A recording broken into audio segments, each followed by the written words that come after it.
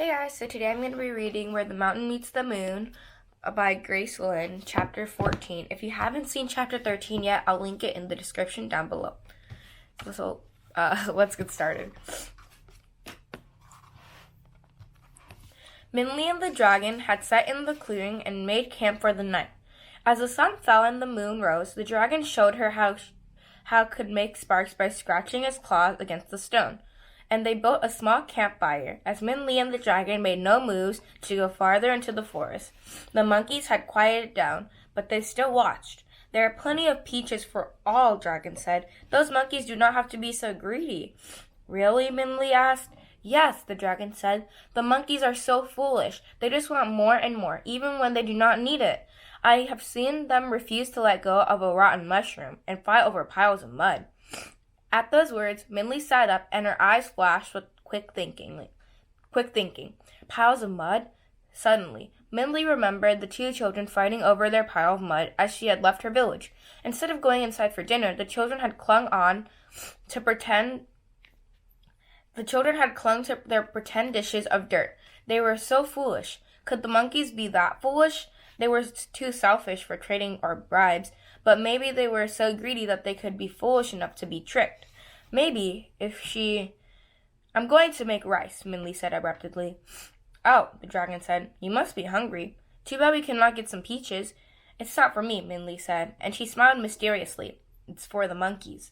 The monkeys, the dragon said. Why? If you mean it as a gift or as a way to bribe them, it will not work. They'll take it and eat it, but they will not let you through.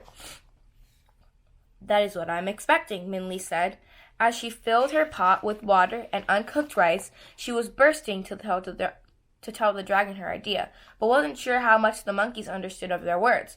She looked at him with sparkly eyes, but he could only stare back blankly. You are? The dragon said. I do not understand. Don't worry, Minli said, and with her eagerness, she felt like the water was boiling. I think I know how we could pass the monkeys. The dragon watched as Minli stirred the big pot of rice. Through the rising steam, he could see the beady eyes of all the monkeys glittering through the branches like hundreds of diamonds as they watched as well. The monkeys were watching. He whispered to Minli. Good, she whispered back. I hope they are. When the rice was done, the pot was overflowing with snowy white rice. It was so heavy that to take it off the fire to cool, she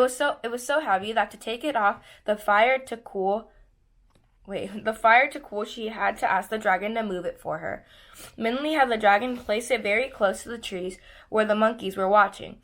Then Minli tied her fish net over the rice pot. As Minli and the dragon turned away, they could hear the monkeys chattering. The fish net will not stop the monkeys from taking the rice, the dragon said. It is tightly woven, but their hands will probably fit through it. I know, Minli said, but she put out the fire. Let's pretend that we think the rice is safe and we are letting it cool. Though puzzled, the dragon nodded. They placed themselves a far distance from the rice, yet still within sight, put out the fire, and pretend to go to sleep. But Minli could not help peeking. Though she tried to lie still, she was filled with excitement. Would her plan work? Would the monkeys take the rice?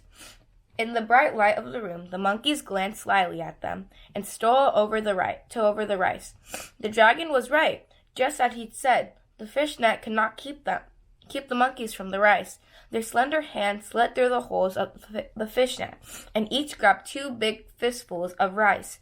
But as the monkeys tried to carry the rice away, the net caught them. The holes in the net were large enough for their empty hands to fit through, but not large enough for their full fist. The monkeys screamed and pulled, and Minli and the dragon no longer pretended to be asleep. They couldn't help laughing as they watched the monkeys struggling to punch the air and each other with their trapped fists. Minli quickly packed her things, and the monkeys screeched and screeched as they passed. The heavy pot of rice shook as the monkeys fought violently to get free.